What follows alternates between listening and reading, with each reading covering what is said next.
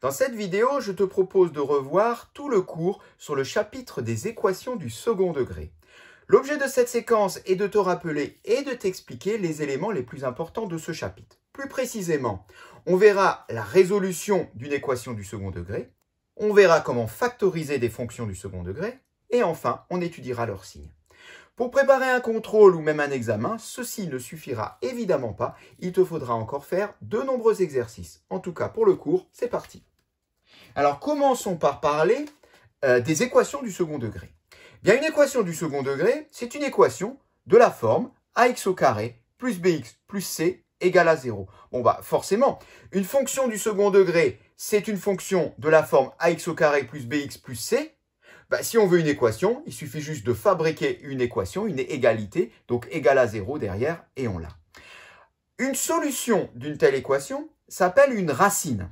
On dit d'ailleurs qu'une solution d'une équation du second degré est une racine du trinôme ax au carré plus bx plus c. Une racine de la fonction trinôme, de la fonction du second degré.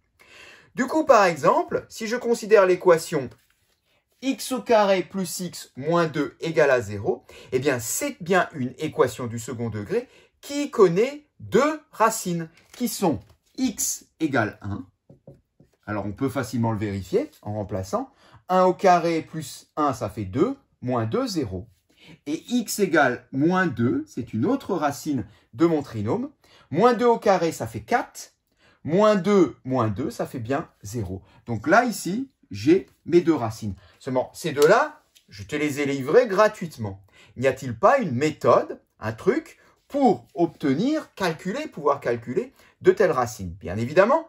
Et pour cela, on va avoir besoin d'un outil qui va simplement simplifier la présentation des résultats. Cet outil, on l'appelle le discriminant.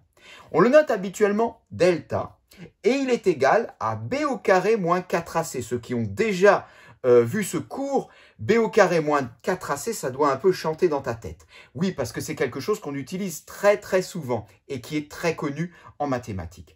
Ce qui veut dire que ici, pour mon trinôme, pour mon équation, donc, je pourrais établir le discriminant delta. Qu'est-ce que je ferai? Je ferai b au carré, alors b vaut 1. Du coup, ça me donnerait delta égale 1 au carré, moins 4 fois a vaut 1, fois c vaut moins 2. 1 au carré, ça fait 1. 4 fois 1 fois 2, ça fait 8. Moins par moins fait plus. Du coup, là, j'aurai 1 plus 8, soit 9. Eh bien, pour cette équation, le discriminant delta est égal à 9. OK, mais on en fait quoi de ce discriminant? C'est bien d'avoir trouvé un discriminant, mais quel est le rapport entre delta et ses solutions? Moi, j'aimerais pouvoir comprendre comment j'ai fait pour trouver ces deux solutions. Eh bien, pour ça, il faut s'appuyer sur une deuxième propriété, qui est un peu plus lourde, mais finalement, qui dit tout. Elle nous dit que dès qu'on a une équation du second degré, donc sous la forme ax au carré plus bx plus c égale à 0, eh bien, les solutions de cette équation dépendent du signe de delta. Si jamais delta est négatif, eh bien, l'affaire est réglée, il n'y a pas de solution. Alors ici, delta est égal à 9. Nous, on a un delta positif. Ouf, parce que si on avait eu un delta négatif, ça serait bizarre quand même d'avoir deux solutions. Si delta est égal à 0, alors dans ce cas-là, l'équation a une unique solution. Moins b sur 2a. OK?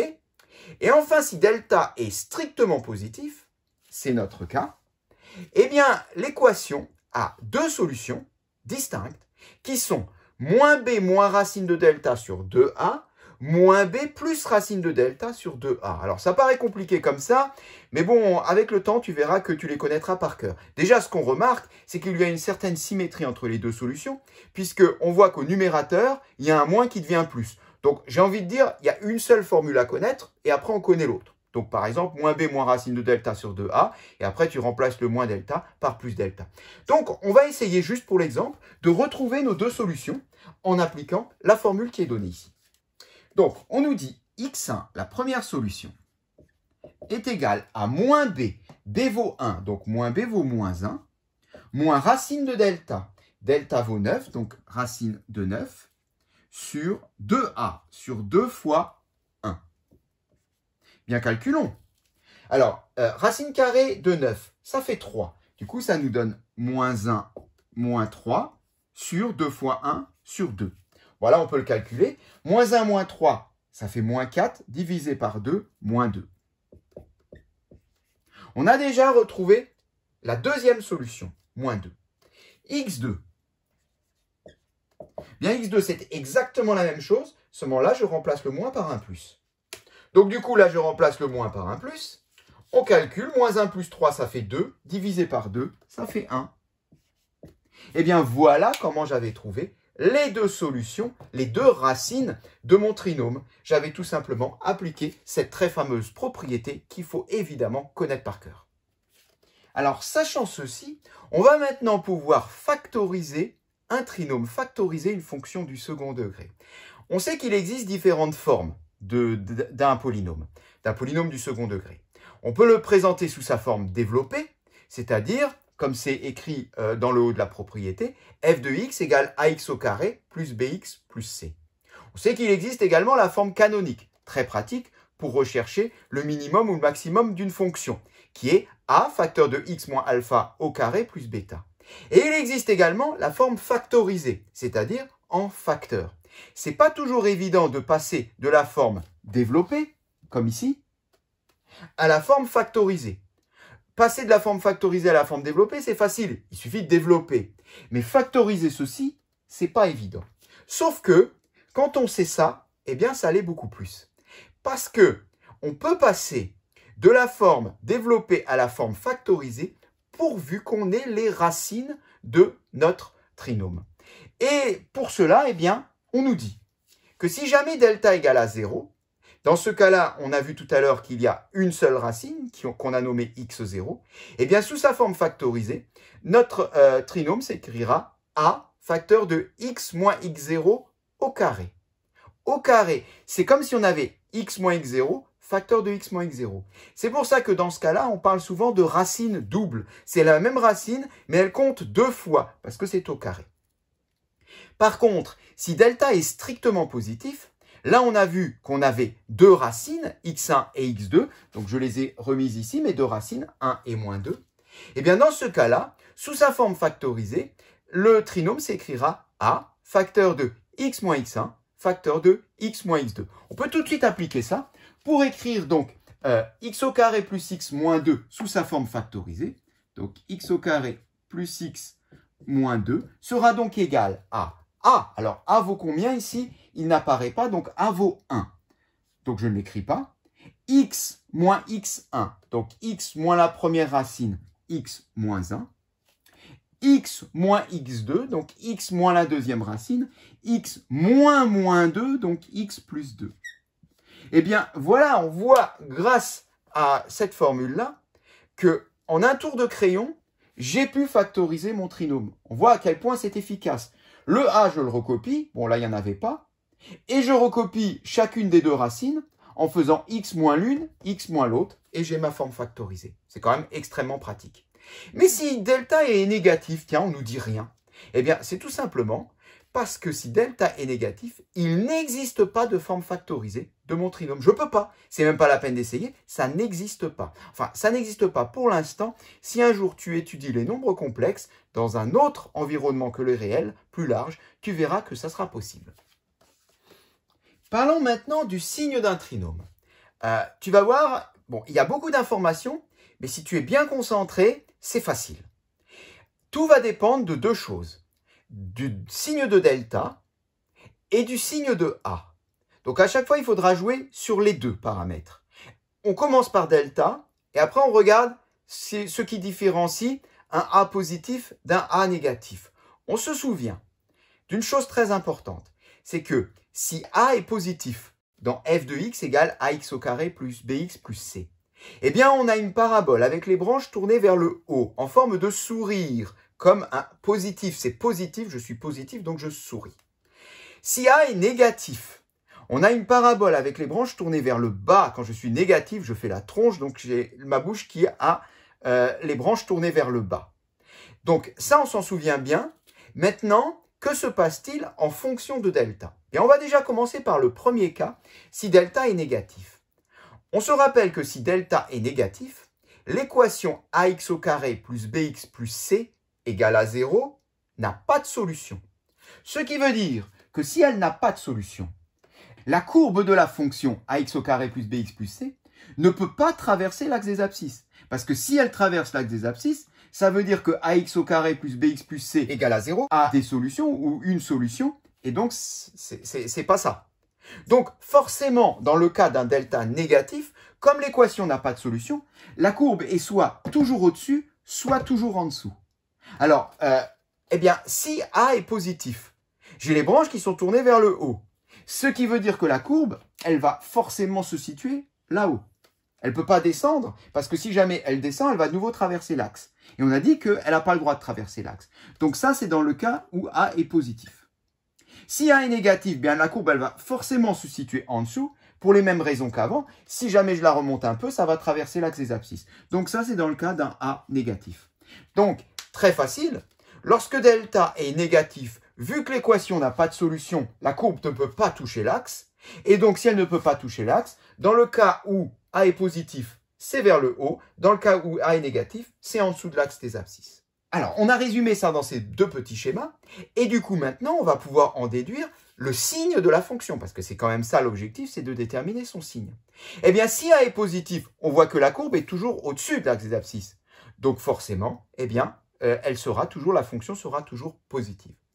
Si A est négatif, eh bien, on se retrouve en dessous de l'axe des abscisses. Donc, on se retrouve avec des valeurs négatives en ordonnée. Donc, la fonction sera toujours négative. C'est pour ça qu'on peut mettre dans ce petit tableau de signes, tout simplement, eh bien, f est du signe de A. Si A est positif, la fonction est positive. Si A est négative, la fonction est négative. C'est même très très simple à retenir. Que se passe-t-il dans le cas où delta égale à 0 ? On se souvient que si delta égale à 0, j'ai une solution à mon équation. Donc, si j'ai une solution, ça veut dire que cette fois-ci, eh bien, je touche l'axe des abscisses en un point.